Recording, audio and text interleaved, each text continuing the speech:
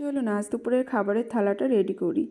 ছিল এক বাটি গরম ভাত। আজকে বানিয়েছিলাম কালো জিরে কাঁচা লঙ্কা ফোড়ন দিয়ে কচু ভাজা।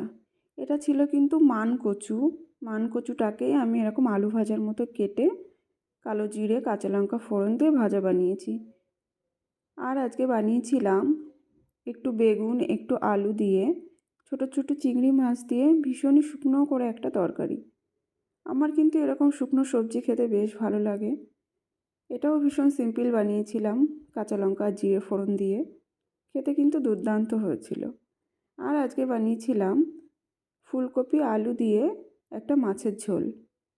আজকে ছিল রুই মাছ দিয়ে বানিয়েছিলাম দেশি ফুলকপি আর আলুর তরকারি।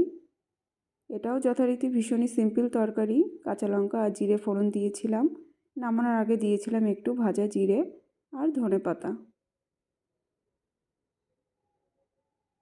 শীতকালের সবজি আমি একটু নর্মালভাবেই বানাই, কারণ শীতের সবজি খেতে এমনিতেই টেস্টি হয়, খুব বেশি মশলাপাতি লাগে না। তো এটাই ছিল আমার আজকে দুপুরের ভীষণ সিম্পল খাবারের থালি। কেমন লাগলো আপনাদের কমেন্টে অবশ্যই জানাবেন।